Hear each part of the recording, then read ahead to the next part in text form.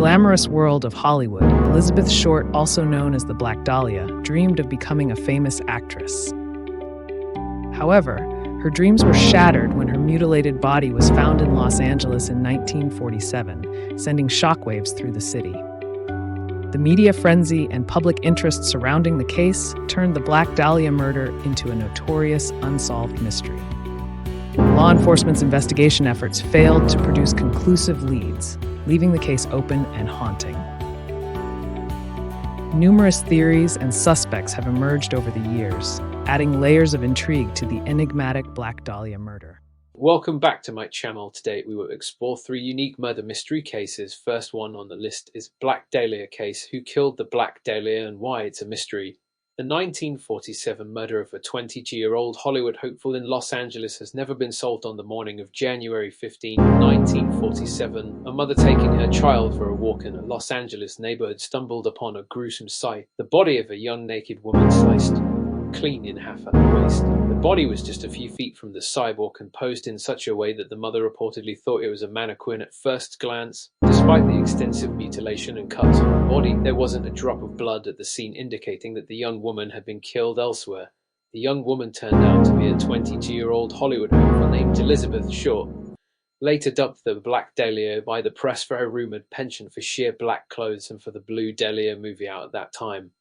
Based on early suspicions that the murderer may have had skills in dissection because the body was so cleanly cut, agents were also asked to check out a group of students at the University of Southern California Medical School. And in a tantalizing potential break in the case, the Bureau searched for a match to fingerprints found on an anonymous letter that may have been sent to authorities by the killer, but the prints weren't in FBI files. The murderer has never been found, and given how much time has passed, probably never will be. The legend grows.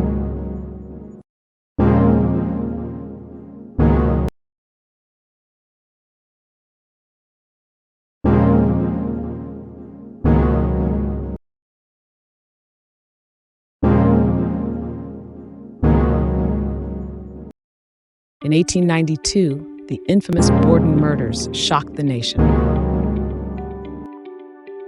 The Borden family background set the stage for the tragic events. Tensions escalated, leading to the gruesome murders. The crime scene was filled with horrifying details. The investigation uncovered multiple suspects. Lizzie Borden's trial ended in acquittal, stirring public fascination. Speculation ran rampant, creating a lasting legacy. The Borden murders had a significant impact on society and media of the Second case on the list is Borden-esque murders. On August 4, 1892, Andrew and Happy Borden are found hacked to death in their Fall River, Massachusetts home. Andrew was discovered in a pool of blood on the living room couch, his face nearly split in two. Happy was upstairs, her head smashed to pieces. It was later determined that she was killed first. Suspicion soon fell on one of the Bordens' 2 daughters, Lizzie, aged 32 and single, who lived with her wealthy father and stepmother and was the only other person besides their maid, Bridget Sullivan, who was home when the bodies were found. Lizzie Borden was arrested and charged with the double homicide. As a result of the crime's sensational nature, her trial attracted national attention. The sisters reportedly despised their stepmother and, as adults, argued with their father over money matters. Lizzie claimed she was in the barn at the time of the murders and entered the house later that morning to find her father dead in the living room. The evidence that the prosecution presented against Borden was circumstantial. It was alleged that she tried to buy poison the day before the murders and that she burned one of her dresses several days afterward.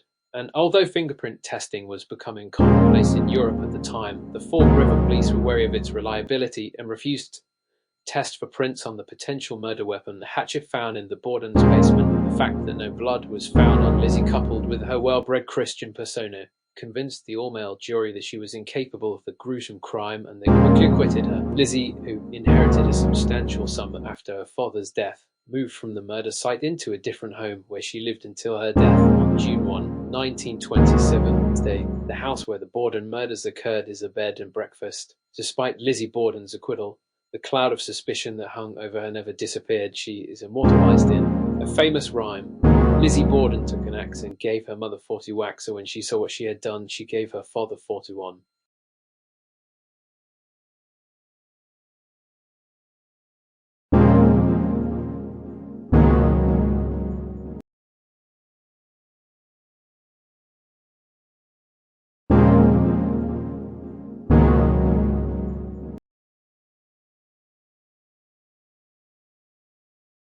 Meet the Menendez brothers, Lyle and Eric, convicted of killing their wealthy parents in 1989. The Menendez family lived a lavish lifestyle, but what led to such a gruesome crime? Discover the motive behind the brutal murders and the intense trial that followed. Last and final case on today's list is the story of the notorious Menendez brothers case, who killed Jose and Kitty Menendez. August 20, 1989. Jose and Kitty Menendez are murdered on the evening of Sunday, August 20, 1989. Jose and Kitty Menendez were shot multiple times at close range with a shotgun while in the family room of their Beverly Hills mansion.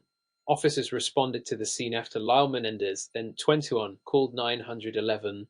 Screaming, "Someone killed my parents." Lyle and his then 18-year-old brother Eric Menendez later told investigators that they had arrived home to find their parents shot to death. At the time of his death, Jose Menendez was working for a film studio running its home video division. Investigators initially suspected that the killings may have been tied to his business dealings, but attention soon shifted to the couple's sons, Lyle and Eric Menendez. In the wake of the crime, the brothers appeared to be spending their parents' money, and lots of it. They purchased Rolex watches and real estate and invested in businesses. March 1990. Lyle and Eric Menendez charged in parents' murders. The question is not whether Lyle and Eric Menendez killed their parents. They admit that they did. Menendez brothers testify about sexual abuse. Both brothers took the stand and described how they say they were abused. Lyle Menendez testified that he was sexually abused by his mother and father. He said his father began sexually abusing him when he was only 6 years old. Instead, the focus of the case has long been on why they did it. They say they killed out of fear and in self-defense after a lifetime of physical, emotional, and sexual abuse suffered at the hands of their parents. The Menendez brothers were given life sentences for gunning down their own parents. If you enjoyed reviewing those murder mystery cases with me today, please consider subscribing to our channel. Hit the like button if you want to see more intriguing cases explored, and be sure to click the notification bell so you don't miss any future videos. Your support allows me to keep bringing you fascinating mysteries to dive into. Thank you for watching.